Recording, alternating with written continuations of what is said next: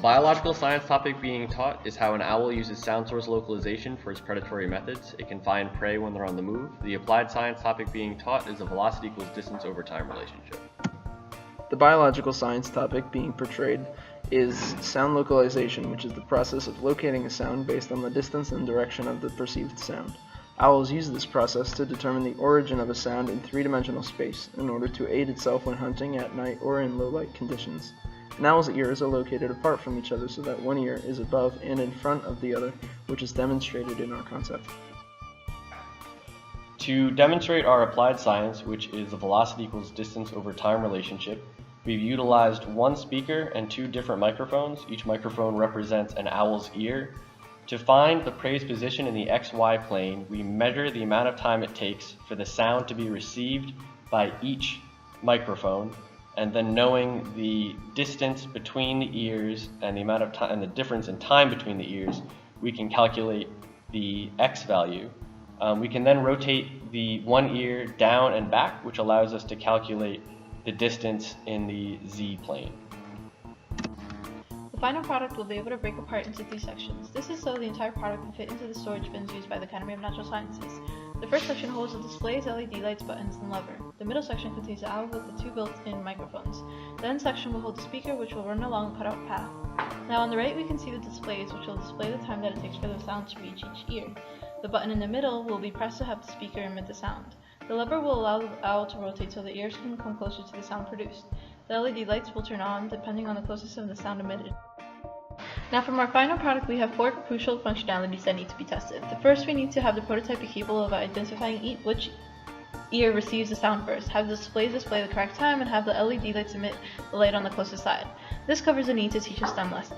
The owl head, represented as a crossframe in the prototype, will need to be able to rotate. This will cover the need to have user inputs. The calculation of the amount of time it takes for the sound to be emitted and then received by the microphone must be correct. This will cover the need to teach a STEM lesson accurately and have accurate inputs. Finally, the ear should be capable of being repositioned to three different positions. This will cover the need for student interactivity. To cover these crucial functionalities, the prototype will have a crossframe in place of the owl head with microphones attached on each end on repositionable pieces. The LED lights, displays, buttons, and lever will all be placed on the first section and tested, and the speaker will run along a cutout path on the end section. For future work, we would like to include the ability to adjust the speaker height with a push-pull solenoid, and we would like to have a model owl covering the microphones.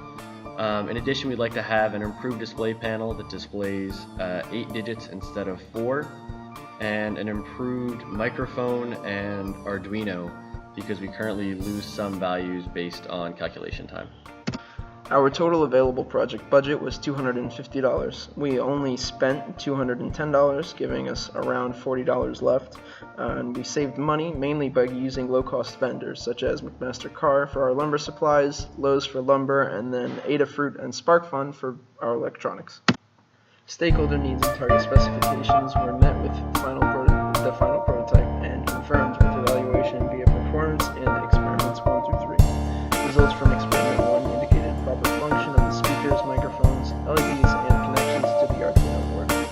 Experiment 2 indicated that the operator could precisely control the direction of the owl head, and a practice demonstration was conducted to make sure that the product could be separated into its individual components and that they could all fit into a container and move easily by the user.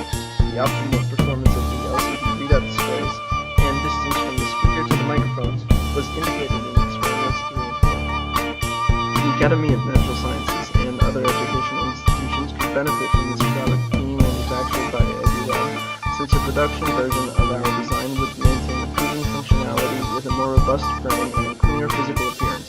For example, the material would be changed from plywood to plastic, which would still provide enough room in the upright portion of the product and allow graphics on the front of the product to appear more lifelike and like a real-life owl. This is our project to show sound source localization as owls and demonstrate that we have two microphone ears to the ears of the owl. And what's going to happen is a fixed point of prey is going to make a noise in the speaker system. And the ears are going to pick that up, and each ear will pick up a different time. And those times will be represented on the displays. So when the system makes a noise, our two times on display, the distance